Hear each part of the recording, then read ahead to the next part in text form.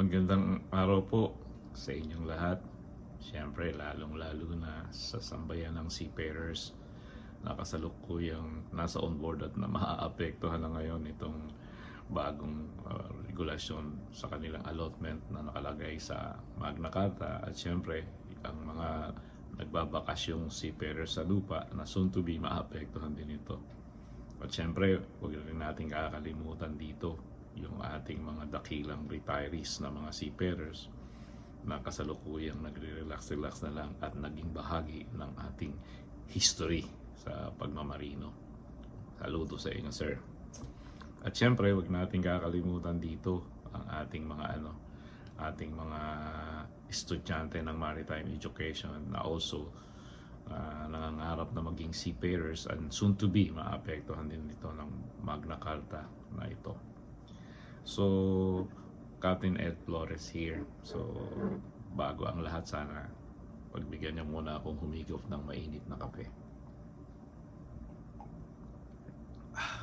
Yan, medyo may power na tayo ng konti to discuss.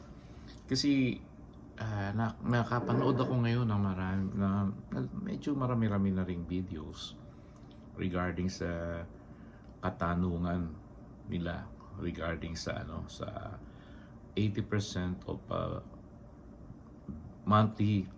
total monthly salary including fixed or guaranteed overtime. Biro mo ngayon kung kailan naging batas, tsaka pa sila nagtatanong dahil nga hindi ito naipaliwanag ng mga framers ng Magna Carta na ito. Kasi sila lang ang nag-usap.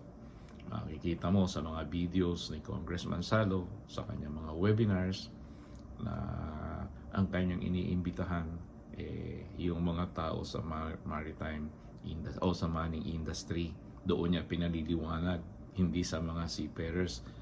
Kaya nga minsan may nagtanong na isang seafarers o siyempre parang nagtatanong ng negative o nagkukomento ng negative, tinawag niya pang buzzer.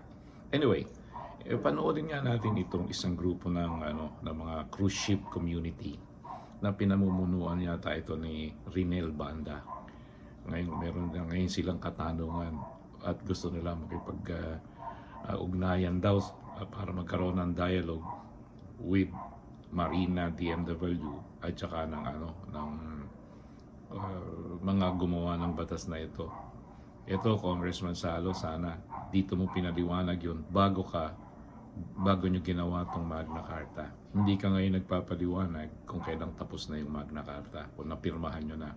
Ito, panoorin nyo muna bago tayo mag-full comment dito.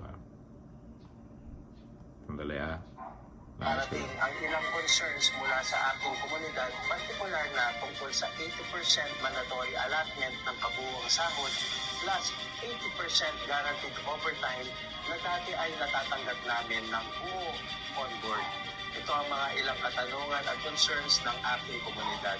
May posibilidad po ba kami makipag-ugnayan ng direkta sa Marina, DMW o iba pang sangay ng ahensya ng gobyerno upang malinawan at matugunan ang aming mga tanong tungkol sa bagong patakaran? Hindi po ba maaaring ibalik ang dating sistema kung saan may mas malaking kontrol ang seafarer sa kanilang sahod? Maraming seafarers ang nag-iipon ng sahod sa barko upang pag pinalitan ito sa Pilipinas ay mas malaking rate ang kanilang matatanggap. Alam naman natin pagka na-convert ng dolyar sa bangko ay mas mababa na ang natatanggap ng pamilya through home allotment. At dito umaalma ang mga seafarers. Ang panawagan namin sa gobyerno, hinihiling po namin ang mas malinaw na paliwanag tungkol sa polisiyang ito at ng posibleng pagripaso sa mga aspetong maaaring magdulot ng hindi patas na epekto sa mga ordinaryong seafarers. Yan, okay. Medyo maganda yung kanyang sinabi rito.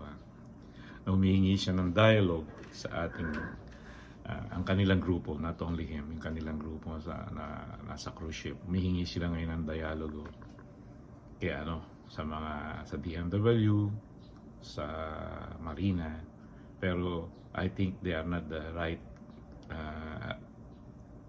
agency para magpaliwanag dito. Dapat ang tanongin nyo dito si Congressman Salo, sorry for that. So siya dapat ang magpaliwanag sa inyo nito kasi siya ang paliwanag ng paliwanag at siya ay ngayon nagpupunta sa Manning Agency to Manning Agency para ipaliwanag ng taga Manning Agency kung ano yung ibig sabihin nitong Magna Carta na ito.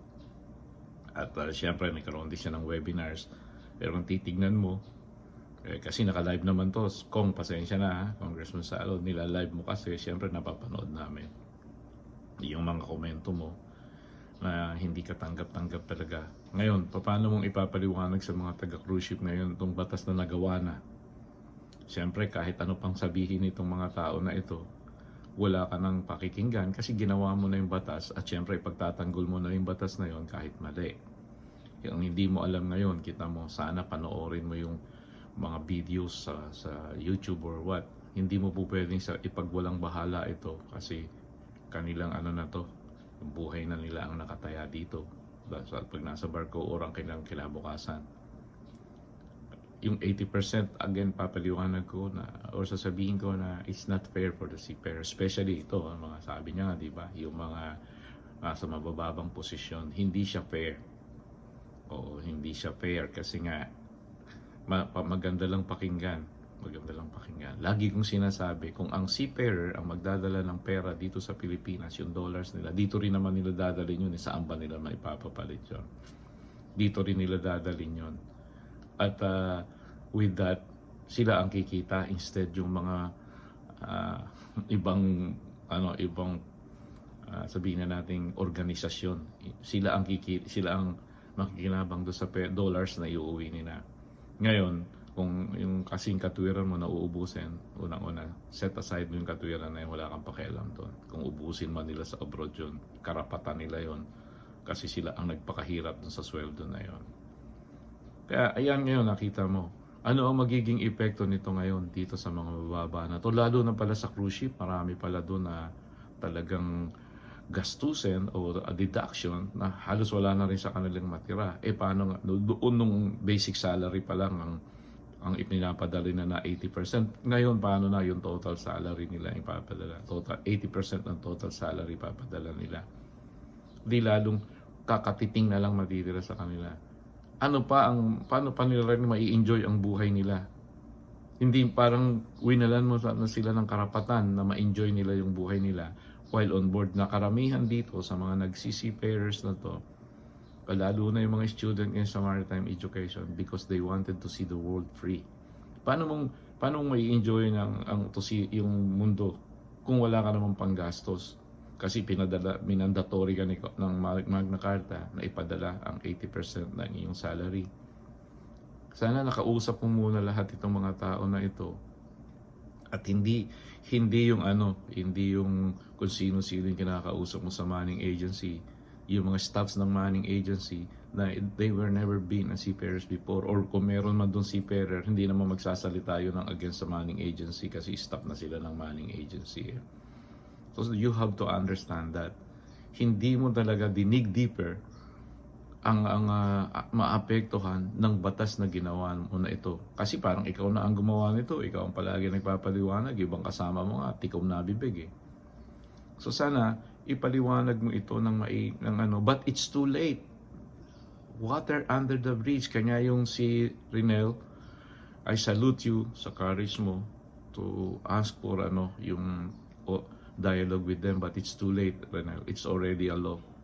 O kung mapalitan man yan, it will take time. Siguro, okay, sabihin na natin, if possible ba na 1 year? Pero pag-aamenda ng batas, I think may prescription period yan bago mo maamyendahan o ma-amend. So, all water under the bridge now. Ito lang tayo, nagsasalita lang tayo dito para pakita sa mundo o sa mundo ng mga seafarers na mali yung ginawa ni Congressman Salo at ang mga taong nakapaligid sa kanya, including those other politicians na pumirma ng Magna Carta na ito. Again, Rinel, I salute you also for voicing out. Kasi kung tagal ko na to, bago pa lang ginagawa itong Magna Carta na to, bago yung IRR at saka bago mapirmahan yung Republic Act, kino-question ko na to o nagko-komento na ako rito. Anyway, Catherine Flores here again, and have a good day to everybody. Bye-bye.